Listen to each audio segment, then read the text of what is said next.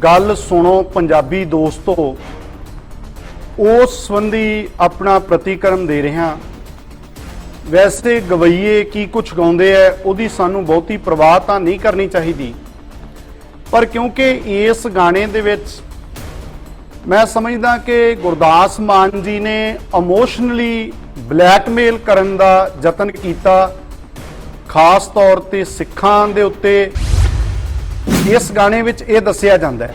और उहदे कुछ कुछ बोल मैं नोट कीते जिहड़े उह च कहंदे ने कि मैथों चंद मिंटां विच खो लिया मां बोली दा सत्कार। मैं गुरदास मान जी नूं दसना चाहुंदा कि मां बोली जिहड़ी पंजाबी है, गुरमुखी लिपि है, इहदा जिहड़ा सत्कार है वो तुहाडे करके नहीं है, जां किसे गवैये करके नहीं, जां मेरे वर्गे प्रचारकां करके नहीं। शुरुआत जिहड़ी हुंदी है वो कमेंटरी तो हुंदी है। कमेंटरी दे विच बड़ी हैरानगी वाली गल है कि गालां कढ़ियां जांदियां ने। ये दस्सण दा यतन कीता जांदा है कि जदों कोई सामने गाल कढ़ रहा होवे ते उहदा जवाब तां फिर गाल दे विच ही देना पऊगा। तुसीं कहा कि गुरु दे सिख इज्जतां दे पहरेदार सीगे, पर तुसीं अपने शोਅ दे विच साडियां सन्मानयोग भैणां भी उत्थे बैठियां सी, मावां भी बैठियां सी, किन्नी क इज्जत रखी उन्हां दी। जिस किस्म दा तुसीं गाली गलोच कीता ना, इस करके सिखां ने तुहाडी विरोधता जिहड़ी करनी हुई सी, मैं कहना समूह पंजाबियां ने विरोधता कीती। मेरी मां नूं गालां कढ़ियां, कहंदे जम्मिया पुੱਤ गदार, मैनू क्यों ना गुस्सा आमदा, मूहों क्यों ना निकलदी गाल। गुरदास मान जी, मैं तुहानू दसना चाहुंदा कि जिहड़ा शो दे सामने तुहाडे बंदा खड़ा सी ना, चरणजीत सिंह सुजो, ਉਹ ਤਾਂ ਆਪਣੇ ਹੱਥ ਵਿੱਚ ਜਿਹੜਾ ਉਹਨੇ ਪੋਸਟਰ ਚੁੱਕਿਆ ਸੀ, ਉਹਦੇ ਤੇ ਵਰਡਿੰਗ ਲਿਖੀ ਸੀ ਪੰਜਾਬੀ ਮਾਂ ਬੋਲੀ ਦਾ ਗਦਾਰ। ਬੱਚੀਆਂ ਦੀਆਂ ਇੱਜ਼ਤਾਂ ਨਾਲ ਖਿਲਵਾੜ ਕਰਨ ਵਾਲਾ ਜਿਹੜਾ ਸੌਦਾ ਸਾਧ ਹੈ, ਇਹ ਮੈਂ ਨਹੀਂ ਕਹਿ ਰਿਹਾ, ਕਾਨੂੰਨ ਮੁਤਾਬਕ ਉਹ ਰੇਪਿਸਟ ਬਲਾਤਕਾਰੀ ਸਾਬਤ ਹੋ ਚੁੱਕਿਆ। ਉਸ ਸੌਦਾ ਸਾਧ ਦੇ ਡੇਰੇ ਤੇ ਜਾ ਕੇ ਤੁਸੀਂ ਉਹਦੀਆਂ ਸਿਫਤਾਂ ਕਰਦੇ ਰਹੇ ਤੇ ਅੱਜ ਤੱਕ ਵੀ ਤੁਸੀਂ ਇਸ ਗੱਲ ਦੇ ਉੱਤੇ ਕਦੇ ਪਛਤਾਵਾ ਨਹੀਂ ਕੀਤਾ। ਅੱਜ ਨਾਸਾ ਦੇ ਸਾਇੰਟਿਸਟ ਕਹਿ ਰਹੇ ਆ ਕਿ ਪੰਜਾਬ ਆਉਣ ਵਾਲੇ ਸਮੇਂ 'ਚ ਬੰਜਰ ਹੋਣ ਜਾ ਰਿਹਾ।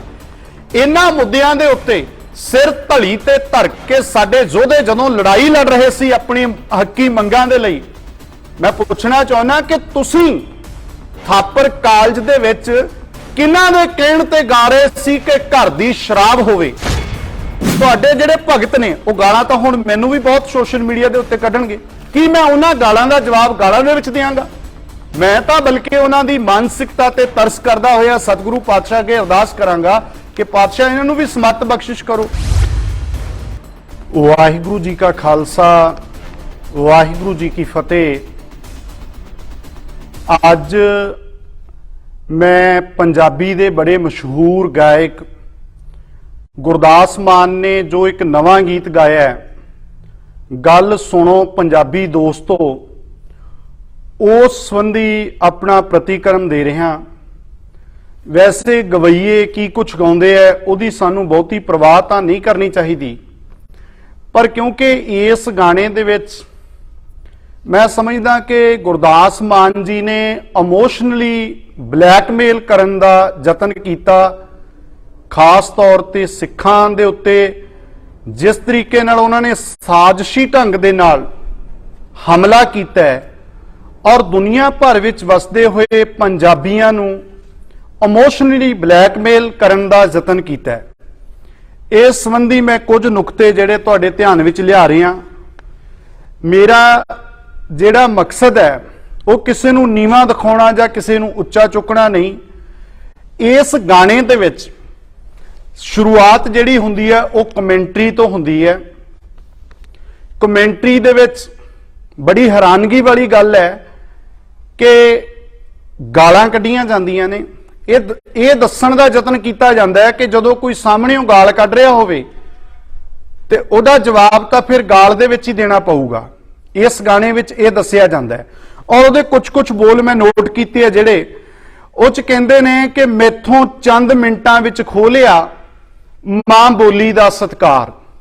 मैं गुरदास मान जी नूं दसना चाहुंदा कि मां बोली जिहड़ी पंजाबी है, गुरमुखी लिपि है, इहदा जिहड़ा सत्कार है वो तुहाडे करके नहीं है, जां किसे गवैये करके नहीं, जां मेरे वर्गे प्रचारकां करके नहीं। इस बोली का जिहड़ा सत्कार है, सब तो वड्डी गल यह है कि गुरमुखी दे विच वाह वाह बाणी निरंकार है, तिस जेवड़ अवर ना कोई।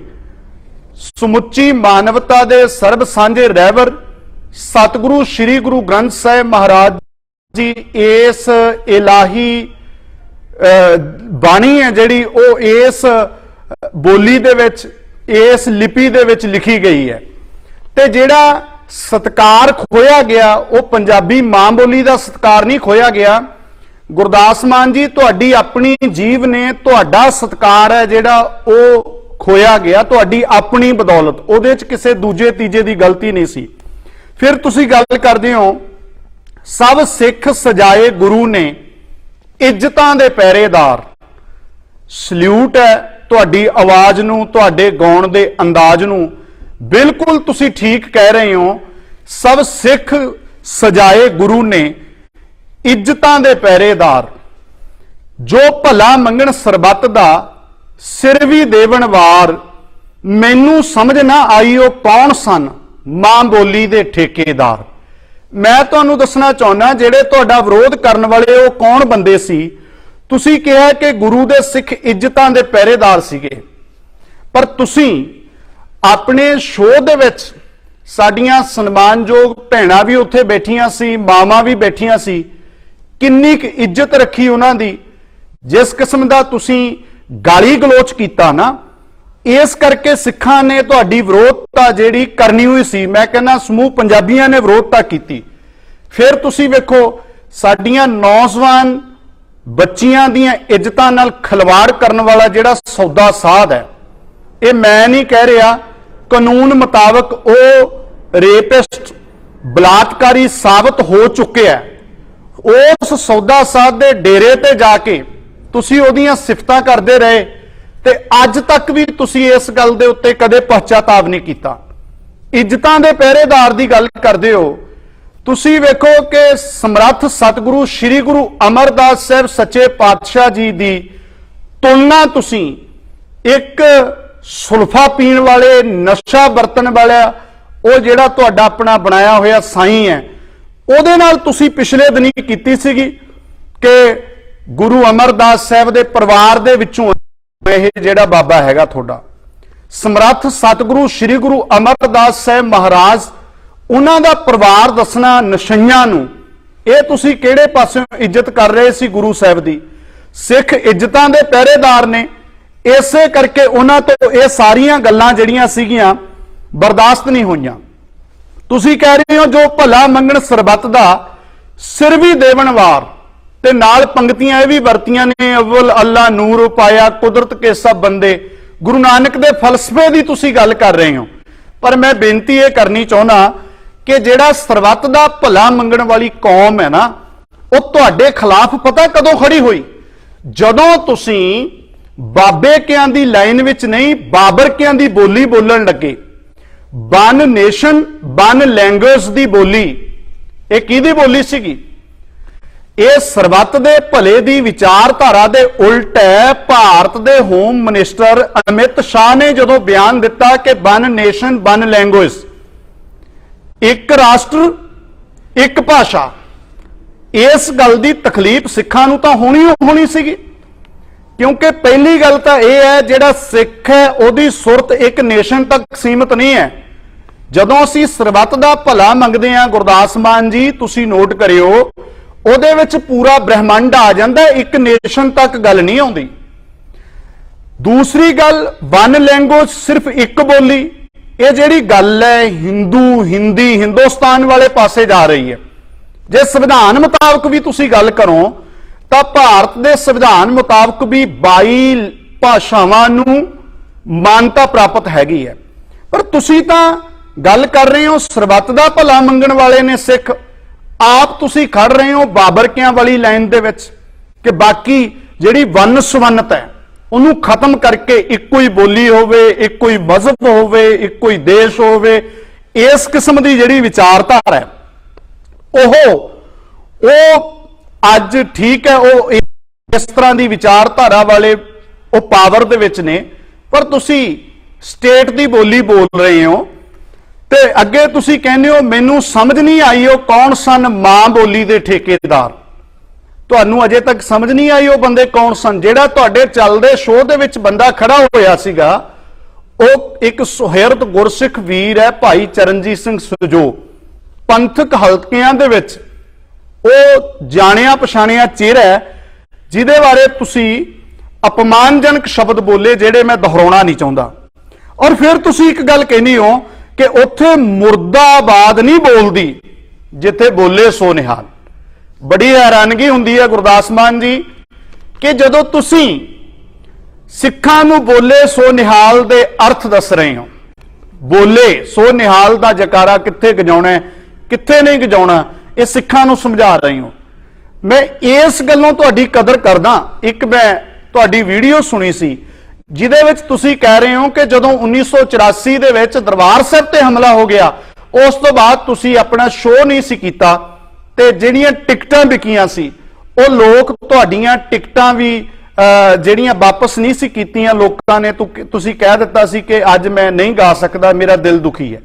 ਇਸ ਗੱਲੋਂ ਮੈਂ ਸਤਿਕਾਰ ਵੀ ਕਰਦਾ, ਪਰ ਨਾਲ ਮੈਂ ਇਹ ਕਹਿਣਾ ਚਾਹੁੰਦਾ ਕਿ ਜਿਹੜਾ ਬੋਲੇ ਸੋ ਨਿਹਾਲ ਦਾ ਮਤਲਬ ਹੈ, ਬੋਲੇ ਕਦੋਂ ਬੋਲੇ? ਜਦੋਂ ਕਿਸੇ ਨਾਲ ਧੱਕਾ ਹੁੰਦਾ ਹੈ, ਕਿਸੇ ਨਾਲ ਬੇਇਨਸਾਫੀ ਹੁੰਦੀ ਹੈ, ਕਿਸੇ ਨੂੰ ਦੁਖੀ ਕੀਤਾ ਜਾਂਦਾ, ਪੀੜਤ ਕੀਤਾ ਜਾਂਦਾ।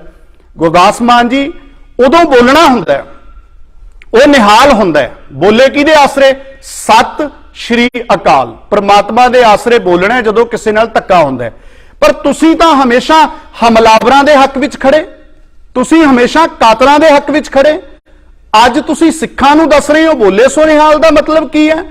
ਜਦੋਂ ਮੈਂ ਤੁਹਾਨੂੰ ਪੁੱਛਣਾ ਚਾਹੁੰਦਾ ਕਿ ਜਦੋਂ ਪੰਜਾਬ ਦੇ ਨੌਜਵਾਨ ਪੰਜਾਬ ਦੀਆਂ ਹੱਕੀ ਮੰਗਾਂ ਦੇ ਲਈ, ਪੰਜਾਬੀ ਬੋਲਦੇ ਇਲਾਕਿਆਂ ਦੇ ਲਈ, ਪੰਜਾਬ ਦੇ ਪਾਣੀਆਂ ਦੇ ਲਈ ਲੜਾਈ ਲੜ ਰਹੇ ਸੀ, ਕਿੱਡਾ ਵੱਡਾ ਇਸ਼ੂ ਹੈ ਇਹ।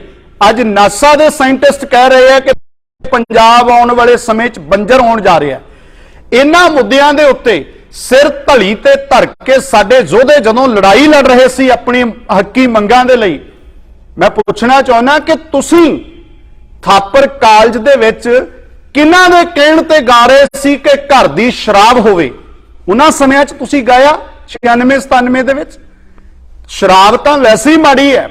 ਤੁਸੀਂ ਸਿੱਖਾਂ ਦੀ ਗੱਲ ਕਰਦੇ ਹੋ, ਗੁਰੂ ਦੀ ਗੱਲ ਕਰਦੇ ਹੋ, ਗੁਰੂ ਕਹਿੰਦਾ ਝੂਠਾ ਮਦ ਮੂਲ ਨਾ ਪੀਚੇ ਹੀ ਜੇ ਕਾ ਪਰ ਵਸਾਏ, ਪਰ ਤੁਸੀਂ ਤਾਂ ਠੇਕੇ ਵਾਲੇ ਸ਼ਰਾਬ ਦੀ ਵੀ ਗੱਲ ਨਹੀਂ ਕੀਤੀ, ਬਲਕਿ ਘਰ ਦੀ ਸ਼ਰਾਬ, ਪੰਜਾਬੀਆਂ ਨੂੰ ਘਰ ਦੀ ਸ਼ਰਾਬ ਕੱਢਣ ਲਈ ਪ੍ਰੇਰਿਤ ਕਰਨਾ। ਜਿਹੜੇ ਪੰਜਾਬ ਬਾਰੇ ਪ੍ਰੋਫੈਸਰ ਪੂਰਨ ਸਿੰਘ ਕਹਿੰਦੇ ਨੇ ਪੰਜਾਬ ਵਸਦਾ ਗੁਰਾਂ ਦੇ ਨਾਂ ਤੇ, ਜਿਹੜੇ ਪੰਜਾਬ ਦੀ ਮਿੱਟੀ ਸ਼ਹੀਦਾਂ ਦੇ ਖੂਨ ਨਾਲ ਰੰਗੀ ਹੋਈ ਹੈ, ਉਹਨਾਂ ਪੰਜਾਬ ਦੇ ਲੋਕਾਂ ਨੂੰ ਤੁਸੀਂ ਸ਼ਰਾਬ ਪੀਣ ਵਾਲੇ ਜਿਹੜਾ ਪਾਸੇ ਤੋੜ ਰਹੇ ਸੀਗੇ।